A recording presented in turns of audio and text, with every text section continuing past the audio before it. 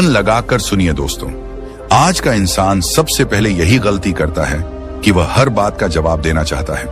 कोई ताना मारे तो जवाब, कोई उकसाए तो जवाब, कोई अनदेखा करे तो भी जवाब। धीरे धीरे यह आदत बन जाती है और आदत बनते बनते यही आदत इंसान की इज्जत खा जाती है। मनोवैज्ञानिक कहते हैं, जब कोई व्यक्ति हर समय उपलब्ध रहता है, हर समय प्रतिक्रिया देता है, तो सामने वाले के मन में उसके लिए अनिश्चितता नहीं बचती, और जहां अनिश्चितता नहीं होती वहां सम्मान धीरे धीरे मर जाता है। यह बात सुनने में कठोर लग सकती है, लेकिन सच यही है। आपने ध्यान दिया होगा, जो इंसान बहुत ज्यादा बोलता है, लोग उसे बीच में काट देते हैं। जो हर बात समझाने लगता है, लोग उसकी बात अधूरी छोड़ देते हैं। और जो हर समय अपनी सफाई देता है, लोग उसे पहले ही दोषी मान लेते हैं। मनोविज्ञान इसे ओवर एक्सप्लेनेशन सिंड्रोम कहता है। इसका मतलब है, जो व्यक्ति खुद को बार बार सही साबित करने की कोशिश करता है, वह अनजाने में यह संकेत दे देता है कि उसे खुद पर भरोसा नहीं है। गौतम बुद्ध की शिक्षाओं में एक गहरी बात बार बार दिखाई देती है। जिसे खुद पर भरोसा होता है, उसे दुनिया को कुछ साबित करने की जरूरत नहीं होती। जब आप चुप रहते हैं, तब सामने वाला असहज हो जाता है। उसका मन सवालों से भरने लगता है। ये बोल क्यों नहीं रहा? ये प्रतिक्रिया क्यों नहीं दे रहा? क्या इसे फर्क नहीं पड़ता? और यहीं से शक्ति का संतुलन बदलने लगता है। मनोवैज्ञानिक कहते हैं, मनुष्य का दिमाग हमेशा खाली जगह भरना चाहता है। जब आप कुछ नहीं कहते, तो सामने वाला अपने ही डर, अपनी ही सोच, अपने ही अनुमान से उस खाली जगह को भरने लगता है, और अक्सर वह अपने ही जाल में फंस जाता है। इसीलिए चुप रहने वाला व्यक्ति रहस्यमय लगता है, और रहस्य हमेशा आकर्षण और सम्मान पैदा करता है। दुनिया शोर पसंद करती है, लेकिन शोर पर किसी को भरोसा नहीं होता। दुनिया उस इंसान की बात मानती है जो कम बोलता है, लेकिन जब बोलता है तो सब रुक जाते हैं। गौतम बुद्ध ने कहा था, मन को जीत लेने वाला व्यक्ति बिना लड़े ही सब जीत लेता है। अब जरा अपने जीवन को देखिए। आप अच्छे थे, दिल से अच्छे थे, फिर भी लोग आपकी इज्जत नहीं करते थे। क्यों? क्योंकि आप हर कॉल उठा लेते थे, हर मैसेज का जवाब तुरंत दे देते थे, हर बार समझाने बैठ जाते थे, और हर बार यही सोचते थे, मैं बुरा ना लग जाऊं। मनोवैज्ञानिक इसे पीपल प्लीजिंग बिहेवियर कहते हैं। इसका अर्थ है दूसरों की स्वीकृति पाने के लिए खुद को छोटा कर देना। यह व्यवहार बाहर से बहुत अच्छा लगता है, लेकिन अंदर से इंसान को खोखला कर देता है। धीरे धीरे लोग समझ जाते हैं कि यह व्यक्ति कभी सीमा नहीं बनाएगा, और जहां सीमा नहीं होती वहां सम्मान नहीं टिकता। गौतम बुद्ध ने सिखाया था कि करुणा और कमजोरी में फर्क होता है। करुणा में मौन होता है, कमजोरी में सफाई। आप जब हर समय यह सोचते हैं कि लोग क्या सोचेंगे, तब आप अपने मन की शक्ति उन्हें सौंप देते हैं। और मनोविज्ञान का नियम साफ है, जिसके पास शक्ति होती है वही तय करता है कि सम्मान किसे मिलेगा। आज का इंसान दुखी इसलिए नहीं है कि उसके साथ गलत हो रहा है, वह दुखी इसलिए है क्योंकि वह हर गलत बात को सहते हुए भी चुप नहीं रह पाता। चुप रहना आसान नहीं होता। मौन धैर्य मांगता है, मौन आत्मविश्वास मांगता है, और मौन यह विश्वास मांगता है कि मुझे खुद को साबित करने की जरूरत नहीं है। यही कारण है कि सन्नाटा लोगों को डराता है, क्योंकि सन्नाटा आईना होता है, और आईने में हर कोई खुद को देखना नहीं चाहता। गौतम बुद्ध के जीवन में कई बार ऐसा हुआ जब लोगों ने उनका अपमान किया, उनके विचारों पर प्रश्न उठाए, लेकिन उन्होंने जवाब नहीं दिया, उन्होंने प्रतिक्रिया नहीं दी, उन्होंने बस मौन को चुना। और वही मौन आज हजारों वर्षों बाद भी बोल रहा है। मनोवैज्ञानिक कहते हैं, जो व्यक्ति अपनी भावनाओं को नियंत्रित कर लेता है, वही वास्तव में स्वतंत्र होता है, और स्वतंत्र इंसान को कोई हल्के में नहीं ले सकता। यहां से एक गहरी समझ शुरू होती है कि इग्नोर करना लोगों को सजा देना नहीं है, इग्नोर करना खुद को बचाना है। जब आप यह समझने लगते हैं, तब जीवन का अगला सच धीरे धीरे सामने आने लगता है कि लोग कब, क्यों और कैसे आपकी कद्र करना शुरू करते हैं। और यही वह मोड़ है जहां से आगे की बात और भी गहरी होने वाली है, क्योंकि अब सवाल यह नहीं रह जाता कि चुप क्यों रहें, बल्कि यह बनने लगता है कि किसे चुप्पी दिखानी है और किसे नहीं। यहीं से अगला विषय जन्म लेता है। अब सवाल यह नहीं रह जाता कि चुप रहना चाहिए या नहीं, बल्कि सवाल यह बन जाता है कि चुप रहना कब ताकत बन जाता है। क्योंकि सच्चाई यह है कि हर चीज पर रिएक्ट न करना कमजोरी नहीं होता, ये उस इंसान की पहचान होती है जिसने अपने भीतर की उथल पुथल पर काबू पा लिया है। आज का इंसान बाहर की दुनिया से नहीं हार रहा, वह अपने रिएक्शन से हार रहा है। कोई एक शब्द बोल देता है और मन बिखर जाता है। कोई एक ताना मार देता है और आत्मसम्मान डगमगा जाता है। कोई अनदेखा कर देता है और नींद उड़ जाती है। मनोविज्ञान कहता है, जब कोई व्यक्ति तुरंत प्रतिक्रिया देता है तो असल में वह अपने दिमाग का कंट्रोल सामने वाले को दे देता है, और जो अपना कंट्रोल किसी और को दे दे वह शक्तिशाली नहीं रह सकता। गौतम बुद्ध ने जीवन भर यही समझाया, लेकिन शब्दों से नहीं, अपने व्यवहार से। उनका मौन भागना नहीं था, उनका मौन जागरूकता था। वे जानते थे कि हर उकसावे का उत्तर देना आत्मा को कमजोर करता है। वे जानते थे कि जिसने खुद को साध लिया उसे हालात साधने की जरूरत नहीं पड़ती। मनोवैज्ञानिक कार्ल जंग ने कहा था कि जो हमें सबसे ज्यादा परेशान करता है वही हमें नियंत्रित करता है।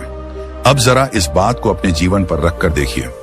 जो बातें आपको सबसे ज्यादा चुभती हैं, वही लोग सबसे ज्यादा आपसे खेलते हैं। क्यों? क्योंकि उन्हें पता है कि बटन कहां दबाना है। लोग आपके शब्दों से नहीं खेलते, लोग आपके रिएक्शन से खेलते हैं।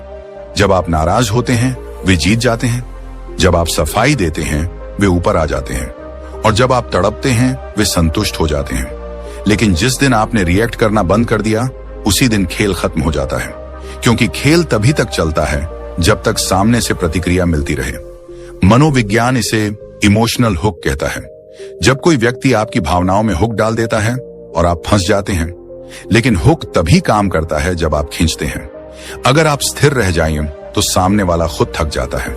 गौतम बुद्ध के जीवन में एक घटना अक्सर समझाई जाती है, बिना उपदेश के। कई लोग आते थे, अपशब्द कहते थे, आरोप लगाते थे।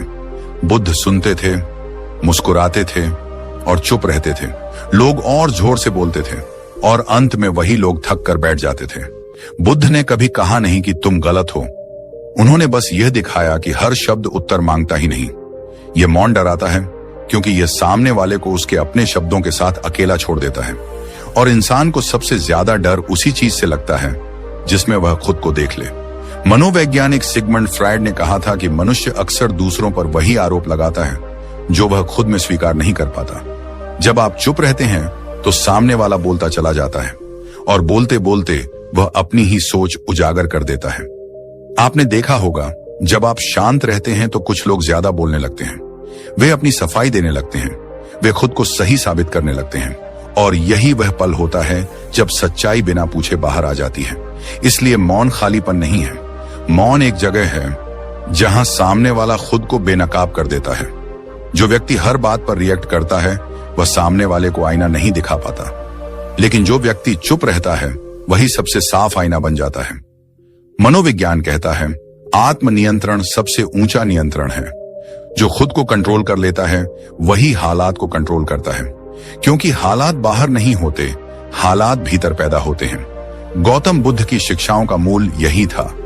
दुख बाहर से नहीं आता, दुख हमारी प्रतिक्रिया से जन्म लेता है। जब कोई आपको अपमानित करता है, वह सिर्फ शब्द देता है। दर्द तब होता है जब आप उन शब्दों को अंदर ले जाते हैं, और यह निर्णय सिर्फ आपका होता है। आज लोग चुप रहने से डरते हैं क्योंकि उन्हें लगता है कि चुप रहना हार है।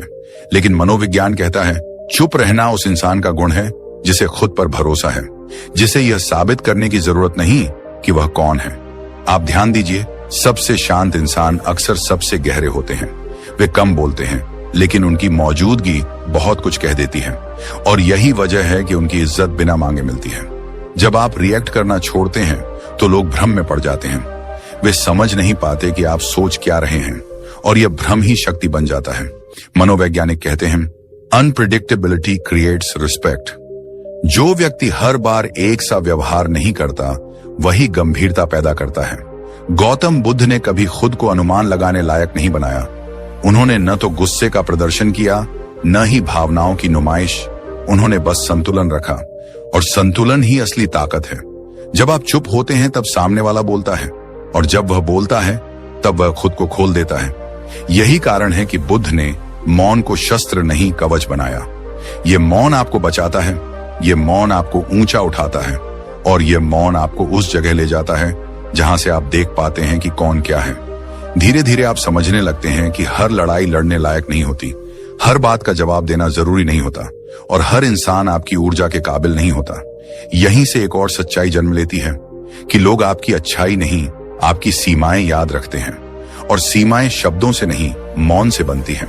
अब यह समझ गहरी होती जा रही है, क्योंकि जब आप खुद को संभालना सीख लेते हैं तब दुनिया का व्यवहार अपने आप बदलने लगता है। और यहीं से बात और ज्यादा निजी हो जाती है, क्योंकि अब यह सिर्फ बाहर की दुनिया की नहीं रहती, अब यह घर के अंदर की कहानी बन जाती है।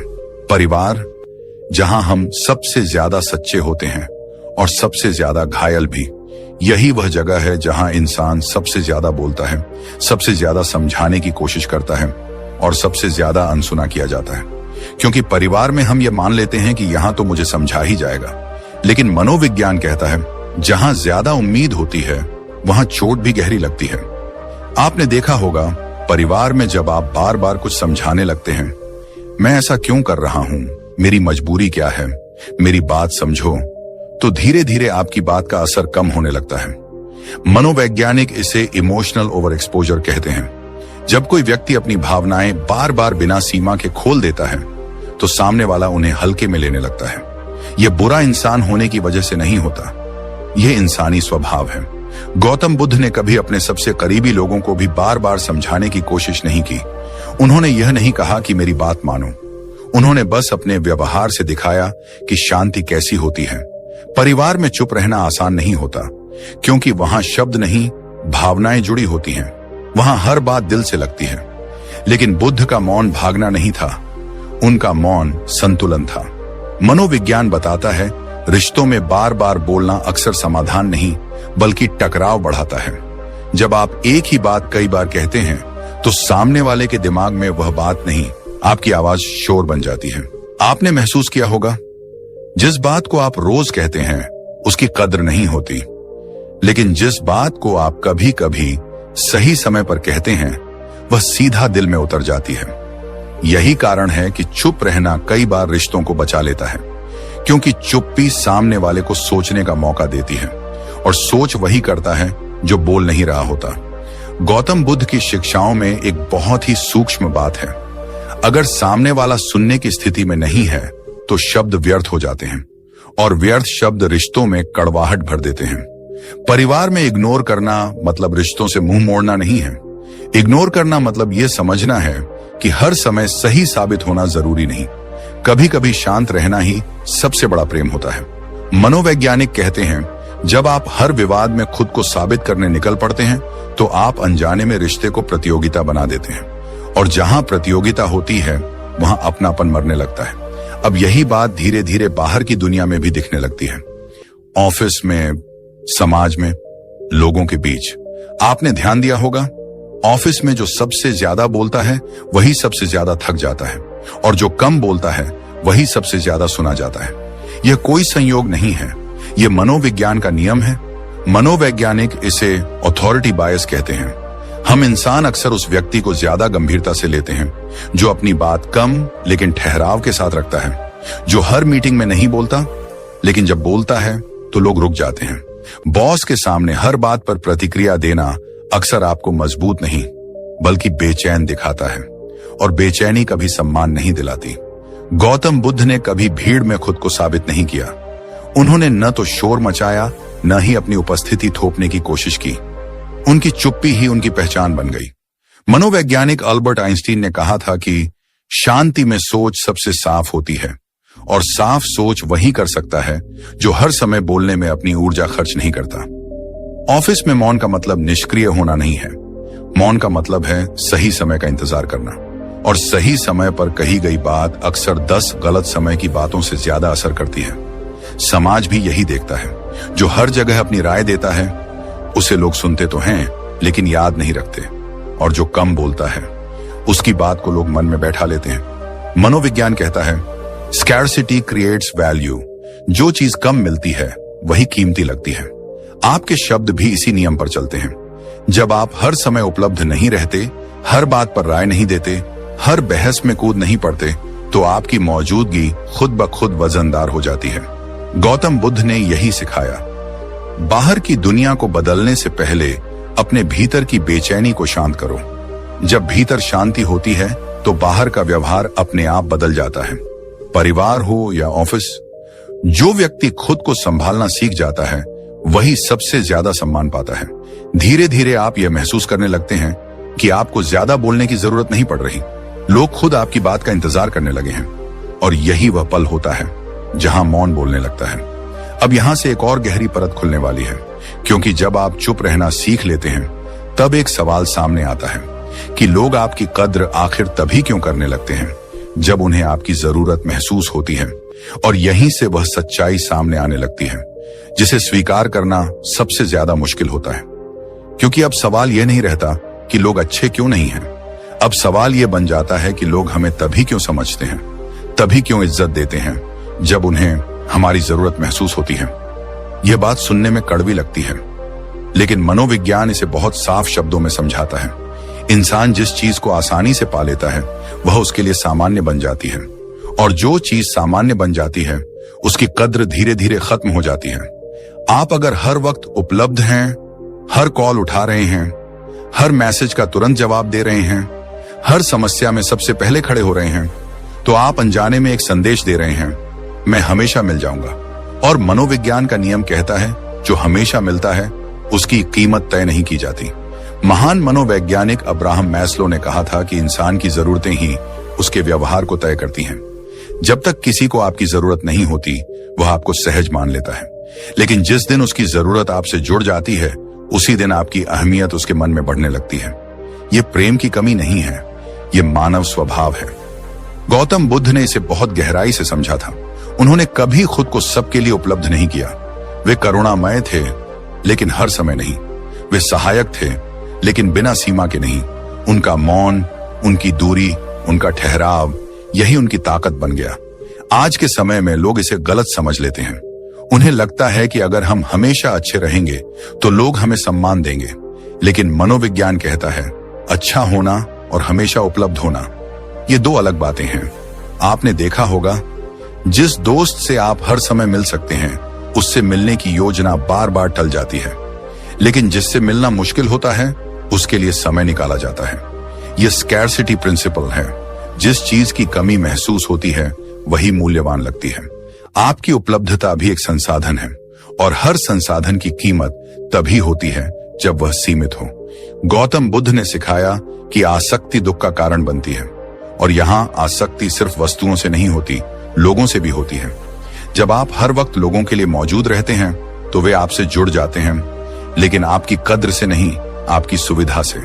मनोवैज्ञानिक कहते हैं रिस्पेक्ट कमज से perceived value, not from sacrifice. आप जितना ज्यादा खुद को थकाते हैं उतना ज्यादा लोग आपको हल्के में लेते हैं। यह बहुत अजीब लगता है, लेकिन यही सच है। लोग आपकी अच्छाई को नहीं, आपकी अनुपस्थिति को महसूस करते हैं। जब आप अचानक हर जगह दिखना बंद कर देते हैं, जब आप हर बात में शामिल नहीं होते, जब आप हर समस्या का समाधान बनने से पीछे हटते हैं, तब लोगों को एहसास होता है कि आप सिर्फ एक विकल्प नहीं थे। मनोविज्ञान इसे लॉस अवेयरनेस कहता है। जब तक किसी चीज की मौजूदगी होती है उसका मूल्य नहीं दिखता, लेकिन जैसे ही उसकी कमी होती है दिमाग उसकी अहमियत गिनाने लगता है। गौतम बुद्ध ने कभी किसी से यह नहीं कहा कि मेरी कद्र करो। उन्होंने बस खुद को सीमित रखा और वही सीमाएं उन्हें असीम बना गईं। आज का इंसान सबसे बड़ी गलती यही करता है कि वह अपनी वैल्यू दूसरों की जरूरतों से तय करता है। अगर लोग बुलाएं तो वह चला जाता है, अगर न बुलाएं तो टूट जाता है। लेकिन बुद्ध का रास्ता अलग था। उन्होंने सिखाया कि तुम्हारी शांति तुम्हारी सबसे बड़ी संपत्ति है, और जो अपनी संपत्ति को हर किसी में बांट देता है वह खुद खाली हो जाता है। मनोवैज्ञानिक कहते हैं जब आप खुद को प्राथमिकता देना शुरू करते हैं तो लोग आपको गंभीरता से लेना शुरू करते हैं। इग्नोर करना यहाँ घमंड नहीं है। इग्नोर करना खुद को सस्ता होने से बचाना है। आप हर बार जवाब नहीं देते तो लोग सोचते हैं, आप हर बार नहीं मिलते तो लोग इंतजार करते हैं, और जहां इंतजार आता है वहां सम्मान पैदा होता है। गौतम बुद्ध के जीवन में यह साफ दिखाई देता है कि वे सबके लिए थे, लेकिन हर समय नहीं, और यही कारण है कि लोग उन्हें ढूंढते थे, वे लोगों के पीछे नहीं जाते थे। मनोविज्ञान यह भी कहता है कि जो व्यक्ति खुद को संभालना जानता है वही दूसरों को संभालने की स्थिति में आता है। आप जब हर वक्त उपलब्ध रहते हैं तो लोग आपको इस्तेमाल करते हैं, और जब आप अपनी उपलब्धता सीमित करते हैं तो लोग आपको समझने लगते हैं। ये बदलाव अचानक नहीं होता। शुरुआत में लोग नाराज होते हैं। वे कहते हैं, तुम बदल गए हो, तुम पहले जैसे नहीं रहे। लेकिन सच ये होता है कि आप बदले नहीं होते, आप बस जाग गए होते हैं। गौतम बुद्ध ने कहा था कि जागा हुआ इंसान सोए हुए लोगों को अजीब लगता है। धीरे धीरे लोग आपके साथ व्यवहार बदलते हैं। वे आपको ज्यादा ध्यान से सुनते हैं। वे आपकी हां और ना दोनों को महत्व देते हैं, क्योंकि अब उन्हें पता है कि आप हर वक्त उपलब्ध नहीं हैं। यहीं से इज्जत का जन्म होता है और यहीं से एक और गहरी सच्चाई सामने आने लगती है कि इग्नोर करना सिर्फ लोगों से दूरी बनाना नहीं है, बल्कि यह सीखना है कि कब चुप रहना चाहिए और कब नहीं। क्योंकि हर चुप्पी सही नहीं होती और हर मौन ताकत नहीं बनता। अब अगला सच इसी अंतर को समझाने वाला है कि चुप रहना और अपमान सहना। और अब यहीं से सबसे नाजुक, सबसे गलत समझा जाने वाला और सबसे जरूरी सच सामने आता है। क्योंकि अब बात सिर्फ इग्नोर करने की नहीं है, अब बात इस फर्क को समझने की है कि मौन कब ताकत है और कब खुद के साथ किया गया अन्याय। अधिकांश लोग यही भ्रम में फंस जाते हैं। वे सोच लेते हैं कि चुप रहना मतलब सब सह लेना। वे मान लेते हैं कि मौन मतलब डर जाना, और फिर या तो वे हर अपमान पर चुप रहते हैं या हर छोटी बात पर भड़क जाते हैं। गौतम बुद्ध का मार्ग इन दोनों से अलग था। उन्होंने कभी अपमान को स्वीकार नहीं किया, लेकिन उन्होंने हर अपमान का जवाब भी नहीं दिया। यही अंतर है, और यही अंतर जीवन को बदल देता है। मनोविज्ञान कहता है, चुप रहना कायरता तब बनता है जब वह डर से पैदा हो, और चुप रहना ताकत तब बनता है जब वह समझ से पैदा हो। अगर आप डर के कारण चुप हैं, तो वह मौन आपको भीतर से तोड़ता है। लेकिन अगर आप जागरूकता के कारण चुप हैं, तो वही मौन आपको भीतर से मजबूत करता है। गौतम बुद्ध भीतर से अडिग थे, इसलिए उनका मौन कमजोर नहीं था। वह मौन ऐसा था जिसमें आत्मसम्मान भी था और करुणा भी। मनोवैज्ञानिक कहते हैं, हर प्रतिक्रिया एक भावनात्मक सौदा होती है। जब कोई आपको उकसाता है और आप तुरंत रिएक्ट करते हैं, तो आप अपनी ऊर्जा उसे सौंप देते हैं, और ऊर्जा जिसे मिलती है, नियंत्रण उसी के हाथ में चला जाता है। यही कारण है कि मनोविज्ञान साफ कहता है, जो रिएक्ट करता है वही हारता है। क्योंकि रिएक्शन सोच से नहीं, भावना से निकलता है, और भावना अक्सर हमें वहां ले जाती है जहां हम बाद में पछताते हैं। गौतम बुद्ध ने सिखाया कि मन को जीतना ही सबसे बड़ी विजय है, और जो मन को नहीं जीत पाया, वह हर बहस, हर ताने, हर अपमान में हारता चला जाता है। आपने देखा होगा, कई लोग आपको जानबूझकर उकसाते हैं। वे शब्द नहीं फेंकते, वे आपकी भावनाओं पर निशाना लगाते हैं। मनोवैज्ञानिक इसे प्रोवोकेशन ट्रिगर कहते हैं। हर इंसान के भीतर कुछ संवेदनशील बिंदु होते हैं, जो उन्हें पता चल जाए वह आपको नचाने लगता है। लेकिन जिस दिन आप यह तय कर लेते हैं कि अब कोई भी मेरी भावनाओं का मालिक नहीं होगा, उसी दिन खेल बदल जाता है। अब चुप रहना रणनीति बन जाता है, अब मौन ढाल बन जाता है। गौतम बुद्ध के जीवन में कई बार ऐसा हुआ जब उनके सामने अपमान और आरोप रखे गए। उन्होंने सब कुछ सुना, लेकिन सब कुछ स्वीकार नहीं किया। यही अंतर है अपमान सहने और मौन रहने में। अपमान सहना मतलब है अपने आत्मसम्मान को कुचलने देना, और मौन रहना मतलब है अपने आत्मसम्मान को शब्दों की गंदगी से दूर रखना। मनोवैज्ञानिक विक्टर फ्रैंकल ने कहा था कि किसी भी परिस्थिति में इंसान की आखिरी आजादी होती है अपनी प्रतिक्रिया चुनने की आजादी, और यही आजादी बुद्ध के मौन की आत्मा थी। सही समय का इंतजार करना कायरता नहीं है, यह दूरदर्शिता है। आप अगर हर वार का जवाब तुरंत देने लगेंगे तो आप थक जाएंगे, लेकिन अगर आप समय का इंतजार करते हैं तो सामने वाला खुद ही थक जाता है। मनोविज्ञान कहता है, जो व्यक्ति तुरंत रिएक्ट नहीं करता, वह सामने वाले के दिमाग में असुरक्षा पैदा करता है। यह चुप क्यों है? यह सोच क्या रहा है? क्या इसे फर्क नहीं पड़ा? और यही सवाल सामने वाले को कमजोर कर देते हैं। गौतम बुद्ध ने कभी जल्दबाजी नहीं की, उन्होंने कभी गुस्से में निर्णय नहीं लिया। उनका भावनाएं दबाना कमजोरी है, भावनाओं को समझना ताकत है। बुद्ध ने भावनाओं को दबाना सिखाया था, को नकारा नहीं। उन्होंने उन्हें देखा, समझा और फिर छोड़ दिया। यही कारण है कि उनका मौन बोझ नहीं था। आज का इंसान या तो सब सहता है या सब उगल देता है। दोनों ही स्थितियों में वह खुद को खो देता है, लेकिन मौन का सही रास्ता इन दोनों के बीच से गुजरता है। जब आप रिएक्ट करना बंद करते हैं, तो सामने वाला अपनी असली ताकत खो देता है, क्योंकि उसकी शक्ति आपकी प्रतिक्रिया पर टिकी होती है। मनोविज्ञान इसे पावर विथड्रॉल कहता है। जिस दिन आप प्रतिक्रिया रोक लेते हैं, उस दिन आप अपनी शक्ति वापस ले लेते हैं। साइलेंस यहां हार नहीं है, साइलेंस यहां जीत की तैयारी है। गौतम बुद्ध का मौन कभी स्थायी पलायन नहीं था, वह एक ठहराव था जहां से सही कदम उठाया जा सके। और यही कारण है कि उनकी चुप्पी आज भी बोलती है। धीरे धीरे आप ये समझने लगते हैं कि हर लड़ाई में उतरना जरूरी नहीं, हर शब्द का जवाब देना आवश्यक नहीं, और हर अपमान आपको छोटा नहीं करता। कभी कभी जवाब न देना ही सबसे ऊंचा उत्तर होता है। अब यह समझ और भी गहरी होने वाली है, क्योंकि जब आप भावनाओं पर नियंत्रण पा लेते हैं, जब आप मौन की ताकत को समझ लेते हैं, तब एक अंतिम सत्य सामने आता है कि असली जीत बाहर की नहीं, भीतर की होती है। और अब बात उस मोड़ पर पहुंचती है जहां बाहर की दुनिया बदलनी शुरू नहीं होती, बल्कि आप बदल चुके होते हैं। और यही सबसे बड़ा फर्क होता है। जब आप बदलते हैं तो लोग बदलते नहीं हैं, वे बस अपना असली रूप दिखाने लगते हैं, क्योंकि अब उनके सामने वही इंसान नहीं होता जो हर बात पर प्रतिक्रिया देता था, जो हर समय समझाने की कोशिश करता था, जो हर व्यवहार को सह लेता था। अब उनके सामने एक ऐसा इंसान होता है जिसकी चुप्पी भारी है, जिसकी मौजूदगी साफ है, और जिसकी सीमाएं बिना शब्दों के दिख जाती हैं। मनोविज्ञान कहता है, इंसान शब्दों से नहीं, ऊर्जा से सीखता है। आप जितना बोलते हैं, लोग उतना ही अनसुना करते हैं। लेकिन जिस दिन आप भीतर से शांत हो जाते हैं, उसी दिन आपकी खामोशी लोगों के व्यवहार को दिशा देने लगती है।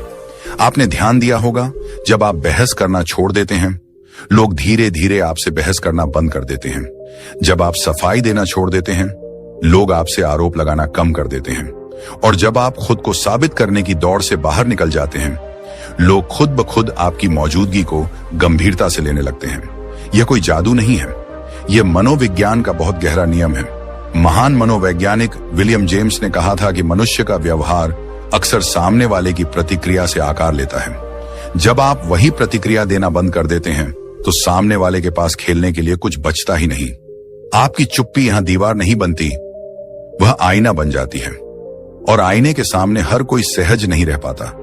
यही कारण है कि बिना बोले सम्मान मिलने लगता है, क्योंकि अब आप सम्मान मांग नहीं रहे, आप सम्मान के योग्य दिखने लगे हैं। गौतम बुद्ध के जीवन में यही सबसे अद्भुत बात थी। उन्होंने कभी किसी से यह नहीं कहा कि मेरी इज्जत करो। उन्होंने बस अपने मन को शांत रखा, और वही शांति लोगों के मन में उनके लिए स्थान बनाती चली गई। बुद्ध का मौन खाली नहीं था, वह सजग था। वह ऐसा मौन था जिसमें अहंकार नहीं था, लेकिन आत्मसम्मान भरपूर था। मनोविज्ञान कहता है, जिस व्यक्ति के भीतर स्थिरता होती है, उसके आसपास का माहौल अपने आप संतुलित होने लगता है, क्योंकि अस्थिर लोग स्थिरता की ओर खींचते हैं। जब आप भीतर से शांत होते हैं, तो बाहर की दुनिया आपको उकसाने की कोशिश करती है, लेकिन धीरे धीरे थक जाती है, क्योंकि हर उकसावे को ईंधन चाहिए, और आपकी प्रतिक्रिया ही वह ईंधन थी। अब वह ईंधन बंद हो चुका होता है। गौतम बुद्ध ने यह बात शब्दों में नहीं, जीवन में उतारी। उन्होंने दिखाया कि जिसने अपने भीतर के शोर को शांत कर लिया, उसे बाहर का शोर हिला नहीं सकता। और यही वह बिंदु है जहां मनोविज्ञान और बुद्ध का ज्ञान एक हो जाते हैं। मनोविज्ञान कहता है, आप दूसरों को बदल नहीं सकते, लेकिन आप अपने व्यवहार को बदल सकते हैं। और जब आपका व्यवहार बदलता है, तो लोगों के पास दो ही रास्ते बचते हैं, या तो वे खुद बदलें या फिर दूर हो जाएं। दोनों ही स्थितियां आपके लिए स्पष्टता लेकर आती हैं। अब बात केवल चुप रहने की नहीं रह जाती, अब बात उस गहरी सीख की हो जाती है जिसे बुद्ध ने जीवन भर जिया। बुद्ध ने कहा था कि असली युद्ध बाहर नहीं, भीतर होता है। जो भीतर जीत गया, वह बाहर हार ही नहीं सकता। मौन, संयम और आत्मनियंत्रण, ये तीनों बुद्ध के जीवन में अलग अलग नहीं थे, ये एक ही धारा के तीन रूप थे। मौन मतलब बोलना छोड़ देना नहीं था, मौन मतलब अनावश्यक प्रतिक्रिया छोड़ देना था। संयम मतलब इच्छाओं को मार देना नहीं था, संयम मतलब उन्हें समझकर सही दिशा देना था। आत्मनियंत्रण मतलब भावनाएं दबाना नहीं था, आत्मनियंत्रण मतलब भावनाओं का मालिक बनना था। मनोवैज्ञानिक कहते हैं, जिस व्यक्ति का मन साफ होता है, वह हर परिस्थिति को स्पष्ट देख पाता है, और जो स्पष्ट देख पाता है, वह गलत जगह ऊर्जा खर्च नहीं करता। यही कारण है कि मन साफ होता है तो जीवन भी साफ होने लगता है। आप छोटी बातों पर नहीं उलझते, आप हर इंसान से लड़ने नहीं निकलते, आप हर टिप्पणी को दिल पर नहीं लेते, क्योंकि अब आप ये जान चुके होते हैं कि हर प्रतिक्रिया आपको कहीं नहीं ले जाती, लेकिन हर मौन आपको खुद के करीब लाता है। गौतम बुद्ध की सबसे गहरी सीख यही थी, दुख बाहर से नहीं आता, दुख हमारी प्रतिक्रिया से पैदा होता है, और जब आप अपनी प्रतिक्रिया बदल लेते हैं तो दुख अपने आप रास्ता बदल लेता है। अब लोग आपको देखकर यह नहीं कहते कि यह बहुत अच्छा है, वे यह कहते हैं इसके सामने बोलते समय संभल कर बोलो, और यही असली सम्मान है। यह सम्मान डर से नहीं आता, यह सम्मान आपकी आंतरिक स्थिरता से आता है। मनोविज्ञान इसे इनर ऑथोरिटी कहता है।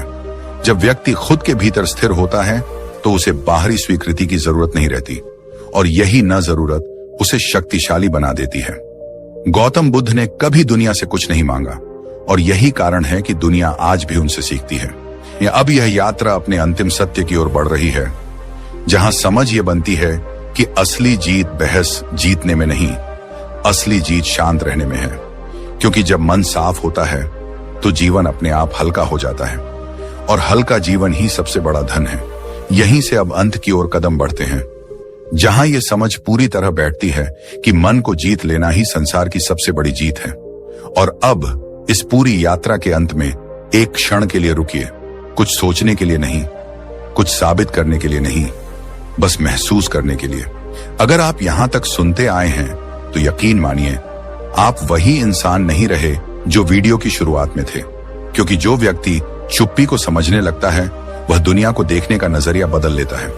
अब आप यह जान चुके हैं कि हर जवाब देना जरूरी नहीं होता, हर लड़ाई जीतना सफलता नहीं होती, और हर अपमान का जवाब शब्दों से ही दिया जाए यह भी कोई नियम नहीं है।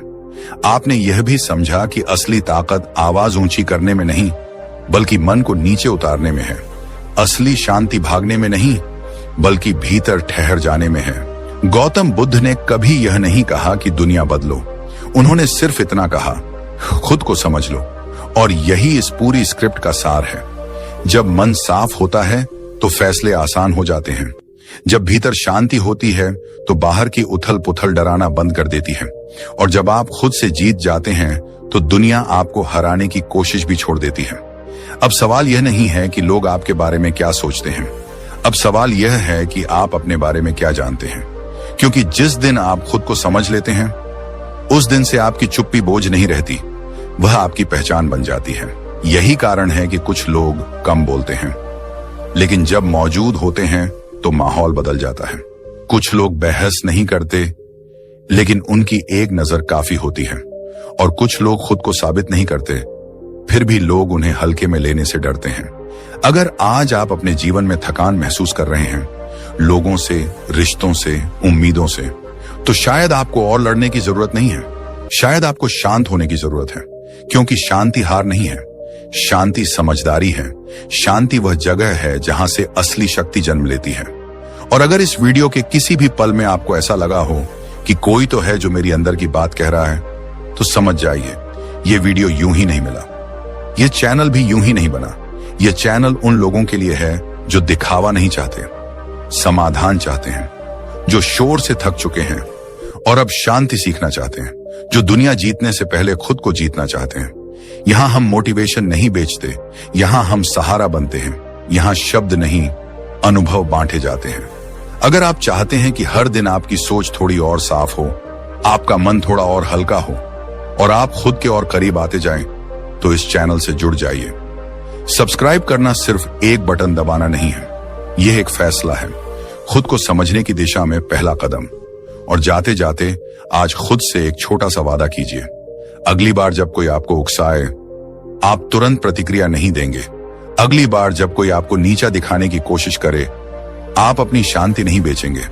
और अगली बार जब मन अशांत हो, आप बाहर नहीं भागेंगे, आप भीतर उतरेंगे। क्योंकि अब आप जानते हैं, मौन कमजोरी नहीं है, संयम डर नहीं है, और आत्मनियंत्रण सबसे बड़ी आजादी है। याद रखिए, मन साफ, जीवन साफ। और यही सफर हम इस चैनल पर हर वीडियो के साथ एक कदम आगे बढ़ाते रहेंगे। मिलते हैं अगले वीडियो में, एक नई गहराई के साथ, एक नई शांति के साथ, और खुद से मिलने की एक नई शुरुआत के साथ। धन्यवाद।